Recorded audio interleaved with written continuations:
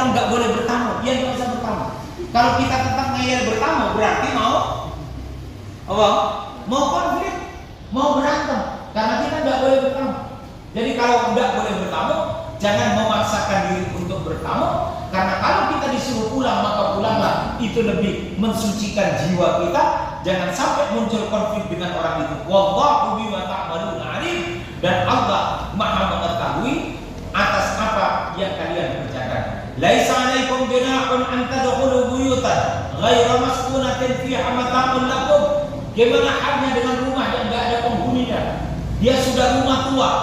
Jadi bapak-bapak punya warisan di kampung, sudah tidak ditempati oleh siapapun, udah menanggung. Lalu kemudian kita pulang akan masuk ke rumah itu, mengucapkan salam tidak mungkin dijawab, karena memang rumah itu tidak ada penghuninya. Lalu apakah boleh kita masuk walaupun itu bukan hak milik kita, tapi itu miliknya kakak kita?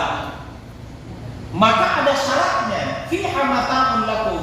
Kalau di dalam rumah itu ada harta benda kita, misalnya ada sepeda ontel yang mau kita ambil, tetapi kakak kita memang adanya di Jakarta dan rumah ini ditinggalkan kosong, udah bertahun-tahun kosong, maka kita diperbolehkan masuk dengan memastikan memang rumah ini kosong dan di dalam rumah ini kita punya harta benda.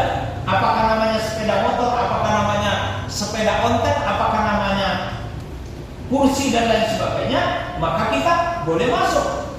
Wallahu ya'lamu ma tubduna wa ma taktumun, dan Allah mengetahui apa yang kalian tampakkan dan apa yang kalian sembunyikan. Bapak Ibu sekalian yang dimuliakan Allah Subhanahu wa taala. Pertanyaannya, gimana kalau seorang suami masuk ke dalam kamarnya, yang di dalam kamar itu ada istrinya? Apakah tastaqnisu wa tusallimu atau tidak? Nah, kira-kira begitu. Maka karena ilat hukum, kan ada kaidah usul fikih mengatakan begini, al-hukmu yaduru ma'a illatihi wujudan wa adaman. Hukum itu ada atau tidak ada tergantung pada ilat hukumnya.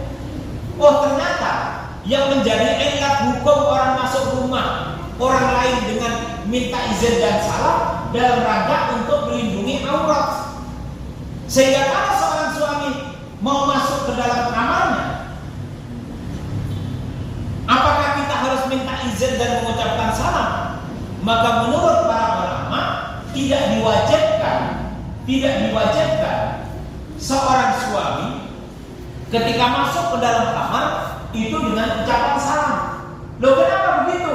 Karena aurat istri itu boleh dilihat oleh si suami tadi, sehingga walaupun dia langsung buka, lalu kemudian istrinya di dalam telanjang, ya apa-apa, pun juga udah biasa melihat.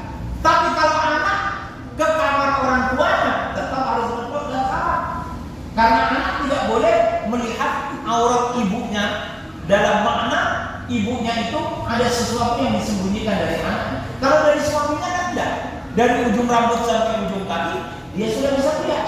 Maka kalau suami masuk ke dalam kamar istrinya, itu tidak harus minta izin dan tidak harus mengucapkan salam, karena aurat istri itu boleh diketahui oleh suami. Gimana orang tua ke anak?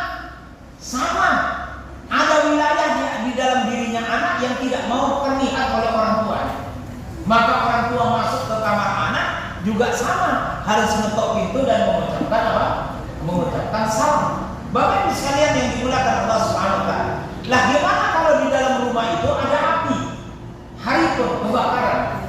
Maka di dalam maqasidus syariah ada yang bisa melampaui syariat, namanya maqasidus syariah. Nah, salah satu di antara maqasidus syariah yang kedua itu namanya adalah hifdzun nafsi, menjaga keselamatan jiwa. Sehingga kalau ada rumah yang tampak dari luar dia kebakaran, kita boleh masuk ke dalam rumah itu tanpa mengucapkan salam, tanpa minta izin.